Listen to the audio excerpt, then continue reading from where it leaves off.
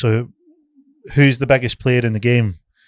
When I was sort of coming up, the one that comes to mind was Robert Kiyosaki. So Robert Kiyosaki, Rich Dad Poor Dad, he wrote a book about getting out of the rat race and financial freedom. So when I was coming up, that was sort of the pre-internet or pre-social media boom. The internet was about, but it wasn't used in the way it is now. You would go and you would read a book. So I was reading Rich Dad Poor Dad. I was finding out his philosophies and principles, the story behind, assets and liabilities, how to find the difference between the two, why cash flow is key.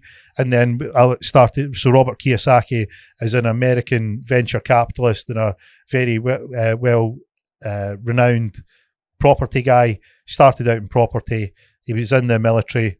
Lots and lots of businesses, and they invest in businesses. And he's also really well known for his educational platform, where he teaches investors out there the things that he learned to become good at what he does. I found the book, and then I started to think, well, who in the UK is doing that? You would find out who the players were. You would then work out, well, is there anybody local? So you've got the UK wide, then you've got is there anyone, within my geographical area? Then you would ask around, and eventually you'd end up with 5, 10, 20 people you wanted to speak to, and you might not get to speak to them all. But what would happen is you'd speak to one or two, and then inevitably you would end up bumping into a lawyer or a broker or someone that knew someone, and they would say, hey, this is a good person you need to speak to.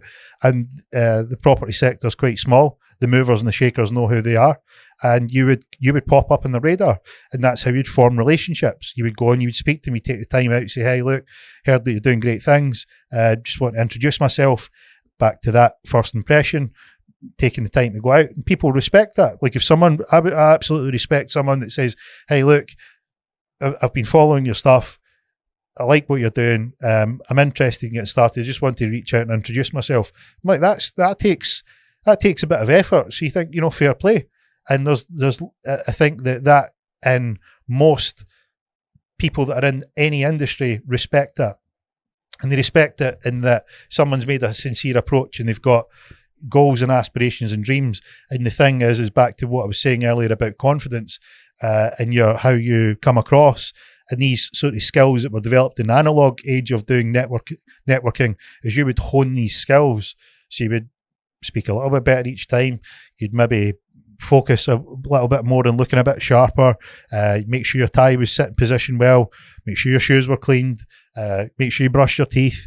Not that I have the issue now with brush your hair and so on. These are the little minute details where if you imagine you're interacting with someone and they clearly have made an effort, that says a lot without saying a word. So that's why the analog version of, hey, look, pay attention to the little details can make a big impact. And when you have these interactions where you've got 5, 10, 20 people, you want the best chance you can get to have an interaction with them and come off as memorable. We covered this off with Chris Crooks in the last podcast, where how do you make yourself memorable? And these are the things where you can have little tweaks and little adjustments that can make you stand out amongst the crowd. The other thing is frequency. So if you, say for instance, go to an event and that event is held monthly or quarterly, biannually or annually, or whatever the program is, if you show up regularly, you become a familiar face. People don't look at you as a stranger anymore. They look at you as a familiar face. You can have some small talk with them, remember details about them, and you can, sincerely engage with them, and that goes a long way, and that will generally open doors for you where people know what you're about, that you're regular on whatever the circuit is, and you are showing up, you're putting in the work. People will give a lot of respect for that type of thing, especially if you made the effort like they have. And that's the sort of people that are like themselves. So if you're making the effort with your appearance, making the effort showing up, making the effort to talk to them, that they're going to reciprocate that. And they might have someone who they think is really good for you to meet, but they might only feel comfortable doing that after they've met you the third, fourth, fifth time. They might not do it the first or second or the third, or it might be the 10th. But that's what I mean about consistency. So that was the old way of marketing. And how I would build a network now is if you wanted to develop your network, you could either choose the analog way of doing it, or you could do the digital way of doing it. And probably a mixture of both is where the sweet spot lies. Because if you do the analog version of it, you can get around, you can meet people face to face, you can show up, you can be in the room. A great expression that I always live by is that you need to back yourself, and you also need to be in the room. Like, you don't know who's going to be in that room. You might have the who's who in there, and they might be looking for someone just like you. You might have an idea that's exactly what they've been looking to invest in. So you need to be in the room. You miss 100% of shots that you don't take. So make sure you are in that room. And when you're in the room, go through the checklist. Work on your presentation, work on how you, I don't mean presentation is what you're going to say, how you say it, how you come off, how you dress. These little things all add up. They might not be the be all and end all, but they all add up. So just be mindful of that. The other way of doing it is when you've got a digital, like a social media profile.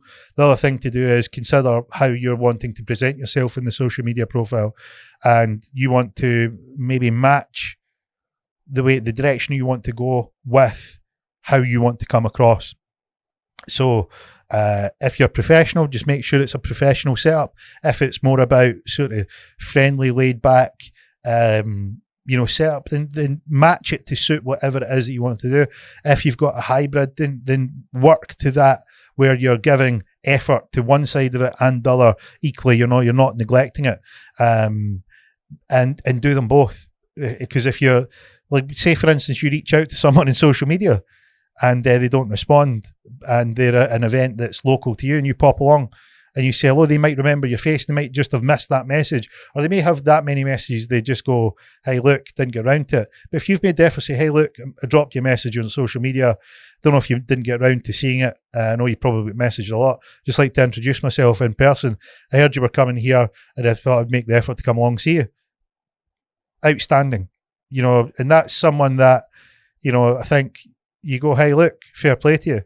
I remember a time when I went to a trading event, and a funny story, the weather was horrendous, and I like to take the train so I can work. So I had all my work that I was doing, and I was getting it done. Anyway, the train stops halfway down the line. I think it was at Carlisle, and they were like, hey look, that's the service terminated. And I'm on my way to Manchester. He says, look, lines are shut, nothing we can do. And it's like, well, I've got 3.5 hours to be in Manchester, what do we do?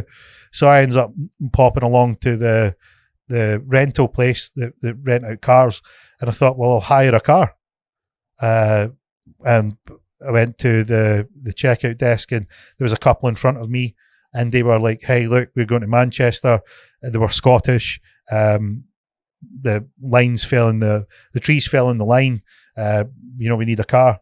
Anyway, the car hire place had said, look, yeah, we've got a car for you, but it's the last one, and I'm behind them in the queue. And so they were like, the lady goes away, and they're sort of chatting, and